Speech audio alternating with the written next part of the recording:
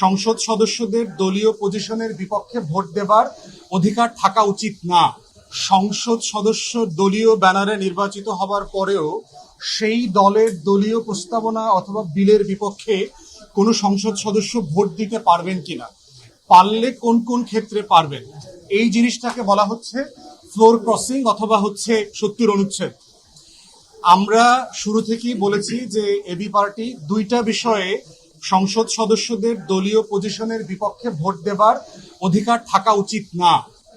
তার ভিতরে একটা হচ্ছে আস্থা ভোট, নো কনফিডেন্স ভোট, যেটার মাধ্যমে আপনার নির্বাচিত সরকারের পতন হইতে পারে। এবং আপনারা আগের যারা ঘটনাগুলোর কথা মনে আছে, 2004, 5, 6 100-150 এমপি কেনাকাটা হবে, তারা অন্য দলে যোগ দেবেন এবং নো কনফিডেন্স ভোটে হারিয়ে দেওয়া হবে, এরকম চেষ্টা হয়েছে। 54-এর সংসদেও আমরা এই ঘটনাগুলো দেখেছি। তো সেই জায়গাতে আমরা বোধ করছি যে নো কনফিডেন্স ভোটের ব্যাপারে দলীয় পজিশনের বিপক্ষে যাওয়া উচিত না। আর দ্বিতীয়ত হচ্ছে আপনার মানি বিল, অর্থ বিল যেটাকে বলা হয়, অর্থ বিল হচ্ছে মোটা দাগে হইল বাজেট এবং অর্থ সংক্রান্ত যে সকল বিলগুলো আসে, ধরেন আপনি ভ্যাটের মানে বাড়াবেন কিনা, পার্সেন্টেজ বাড়াবেন কিনা, রেভিনিউ কালেকশন কিভাবে করবেন না করবেন এই সংক্রান্ত, কাস্টমস, এক্সাইজ, এই রিলেটেড যত বিলগুলো আছে সেগুলোর ব্যাপারেও দলীয় পজিশনের বিপক্ষে সদস্যরা ভোট দিতে পারবেন না।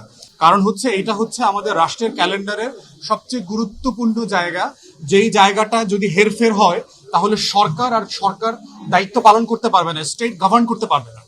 এই দুইটা বিষয়ের বাইরে এবি পার্টি মনে করে যে কোনো বিষয়ে সংবিধান সংশোধন বলেন, জাতীয় নিরাপত্তা ইস্যু বলেন, যে কোনো বিষয়ে সংসদ সদস্যদের ঘরে বাইরে, দলের বাইরে, সংসদে পজিশনের বিপক্ষে কথা বলবার অধিকার থাকা উচিত।